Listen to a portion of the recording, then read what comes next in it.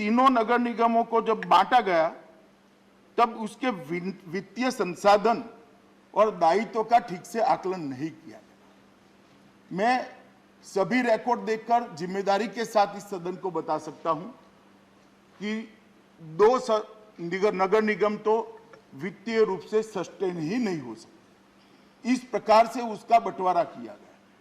अब जब वित्तीय रूप से सस्टेन नहीं हो सकते हैं, वो अपना काम नहीं कर सकते हैं, तो उनको टैक्स को रिस्ट्रक्चर करना पड़ेगा, नीतियों में भी बदलाव लाना पड़ेगा, क्योंकि अपने आप को रोज चलाना है। तो एक ही शहर में अलग अलग प्रकार के नीति नियमों से तीनों निगम चलते हैं। कार्मिकों की सेवा की स्थितियों में भी असमानता है। इसके कारण बहुत गहरा असंतोष तीनों निगम के कार्मिकों के बीच में है। और मैं कहना चाहूंगा मान्यवर कि ये अच्छी स्थिति नहीं है। और चौथा कारण भी कहना चाहता हूं, दिल्ली सरकार का सौतेली मां जैसा व्यवहार ये तीनों नगर निगमों को काम करने से अच्छे से। संजय जी, आपको चेयर से अनुमति, आपकी बात रिकॉर्ड पे नहीं जाएगी। आप क्यों बोल रहे हैं? प्लीज, आपकी बात रिकॉर्ड पे नहीं जा रही है। आप बिना अनुमति के चेयर से ना बोलें, प्लीज। माननीय अध्यक्ष जी, स्वाभाविक है उनका विरोध, और मैं भी अपेक्षा करता हूं ऐसा ही होगा, करना भी चाहिए उनको। परंतु जब मैं बोलता हूं तो मैं इसके ठोस कारण दूंगा, और मेरा इनसे विनती है कि वो भी जवाब में बताएं कि सौतेली मां जैसा व्यवहार किया है या नहीं किया है।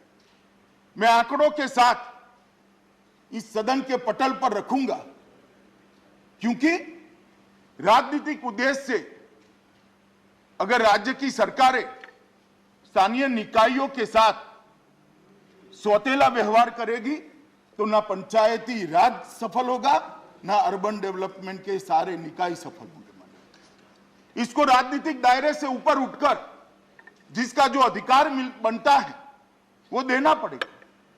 हम भी कई सारे राज्यों में सत्ता में हैं, कई सारे राज्यों में अलग विचारधारा की, अलग पार्टी की नीचे सत्ता है, कई म्युनिसिपल कॉर्पोरेशन में, कई जिला पंचायत में, कई म्युनिसिपालिटी में। कहीं पर भी हमने ऐसा व्यवहार नहीं देखा है।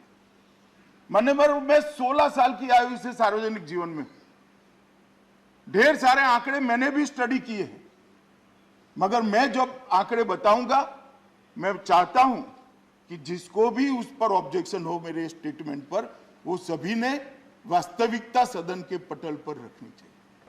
सर, आप खत्म, इन्होंने कहा कंक्लूड कीजिए। सौतेली मां, ये गृह मंत्री का शब्द है सर। गृह मंत्री के शब्दों का जवाब नहीं दूंगा सर। सौतेली मां उन्होंने कहा। सौतेली मां कीजिए, आप सौतेली मां कौन है? आप दूसरे बात बोले जा रहे हैं। सौतेली मां कौन है? सुनो जरा ध्यान से। 2014-15 में दिल्ली को मिला 325 करोड़, 2015-16 में 325 करोड़, 2016-17 में 325 करोड़, 2017-18 में 325 करोड़, 2018-19 में 325 करोड़, 2019-20 में 325 करोड़। सर, जब से आम आदमी पार्टी की सरकार बनी है, लाखों करोड़ रुपए का टैक्स दिल्ली की जनता देती है, मात्र 325 करोड़ रुपए आप हर साल देते हैं। और हमने एमसीडी को कितना दिया? माननीय गृह मंत्री जी, जरा 2 मिनट ध्यान से सुनिएगा। हमने इनको 2016-17 में 2700 करोड़ दिया, 2017-18 में 3224 करोड़ दिया, 2018-19 में 3444 करोड़ दिया, 2019-20 में 4756 करोड़ दिया, और इस बार इनको 6000 करोड़ रुपए से ज्यादा धन इनको दिया।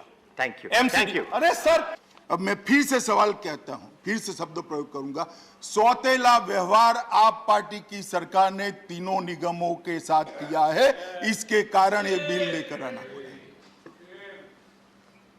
मान्यवर, हमसे तो दुश्मनी हो सकती है, दिल्ली की जनता से क्या दुश्मनी है? उन्होंने तो आपको वोट दिया है, सरकार बनाने का मौका दिया है। भाजपा की खुंदक दिल्ली की जनता पर क्यों निकाल रहे हो? मान्यवर, मैं कुछ बताना चाहता हूं। यहां पर चौथा वित्त आयोग तो पूरा उन्होंने सिरे से निकाल दिया, चलो छोड़ दो। दिल्ली का 5वां वित्त आयोग, जिसमें अनुशंसा की गई कि दिल्ली सरकार ने 40,561 करोड़ रुपया तीनों निगमों को देना है प्रोरेटा। दिल्ली सरकार सहमत नहीं हुई। 21,000 करोड़ के आधा कर दिया। 21,000 करोड़ से सहमत हुई, 19,000 करोड़ तो उड़ा ही दिया, 21,000 करोड़ भी पूरा नहीं दिया मान्यवर, और इसका कारण भी नहीं दिया। क्यों नहीं दिया? हमने राजधानी क्षेत्र दिल्ली सरकार ने महत्वपूर्ण अनुशंसाओं को जो 5वें दिल्ली वित्त आयोग ने की, उसको मानो ऋण माफी नहीं माना, शिक्षा क्षेत्र व्यय की पूर्ण प्रतिवृत्ति जो प्राथमिक शालाएं कॉरपोरेशन चला रही है नहीं माना, स्वच्छता पर व्यय के लिए वित्त पोषण नहीं माना, बकाया ऋणों पर ब्याज माफ करना नहीं माना, और ये कहते हैं कि हम सौतेला व्यवहार नहीं करते। मान्यवर, टोटल 5 साल के बाद तीनों निगम की कुल देनदारी 16,415 करोड़ है, और 19,000 करोड़ इन्होंने तो यही नहीं दिए, बाकी नीचे का तो अलग टोटल होता है। ये 19,000 करोड़ देते तो आज तीनों कॉरपोरेशन प्रॉफिट में होते और 3,000 करोड़ रुपया और नगर निगमों को सुविधाओं के लिए प्राप्त होता। इसको मैं सौतेला व्यवहार ना कहूं तो क्या कहूं मान्यवर? ये सौतेला व्यवहार ही है। गृह मंत्री जी बहुत ध्यान से सुनिएगा, और मैं ऐसा मानता हूं कि वो लोग राजनीति में कायर होते हैं जिनके अंदर सच सुनने का साहस नहीं होता। आपने बहुत अच्छा किया बताया, उत्तर प्रदेश में हमारी जमानतें जब्त हुई। बहुत अच्छा किया बताया आपने कि गोवा में हमारी जमानत जब्त हुई, उत्तराखंड में हुई।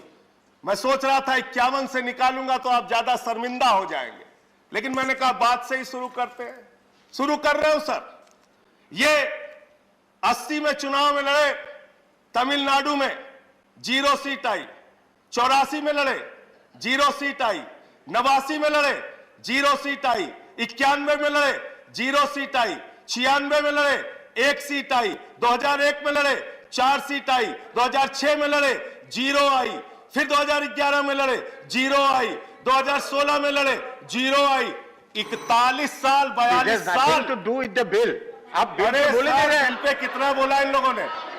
यहां पे जमानत जब्त की कहानी सुना के बंद करूंगा।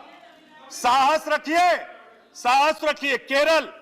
केरल में 82 में 0, 87 में 0, 91 में 0, 96 में 0, 2001 में 0, 2006 में 0, 2011 में 0, 2016 में 0। आपका टाइम खत्म हो चुका है।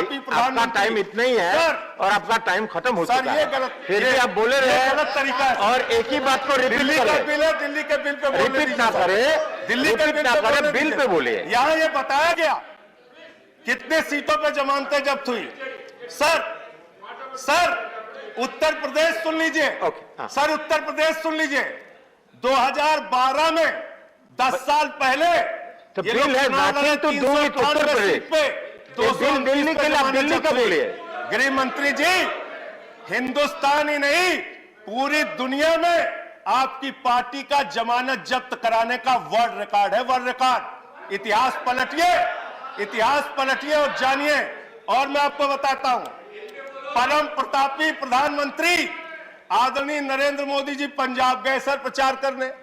73 सीटों पे लड़े हैं लोग, 54 सीटों पे वहां इनकी जमानत जब्त हुई। आप हमारी डिपॉजिट जमानत का आधा डेटा लेकर आए, मैं दे देता हूं। बहुत इससे भी ज्यादा गई है हमारी जमानत, कोई नई बात नहीं है।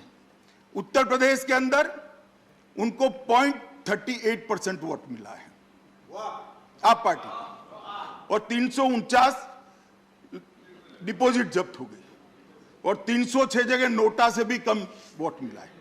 नहीं, मैं फोबिया का जवाब दे रहा हूं रमेश भाई, हमें फोबिया होने का कोई कारण ही नहीं है।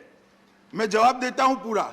उत्तराखंड में 68 जमानत जब्त हो गई 70 में से, गोवा में 39 में से 35।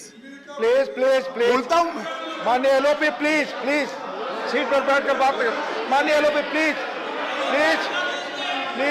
और मान्यवर कोई माननीय गृह मंत्री अभिषेक मनु सिंघवी जी ने कहा, प्लीज अभिषेक मनु सिंघवी जी ने कहा कि हम भय से और भय के आक्रांत से बिल लेकर आए। मान्यवर, मैं उनको बताना चाहता हूं कि 5 राज्यों में 454 जगह पे उनकी डिपॉजिट। मुझे तो कोई डरने की जरूरत नहीं है। 4 राज्य में नरेंद्र मोदी जी के नेतृत्व में हमने फिर से सरकार बनाई, हमें डरने की जरूरत नहीं मान्यवर। मगर ये सवाल पूरा जो खड़ा हो रहा है वो भय का नहीं है। जिस प्रकार का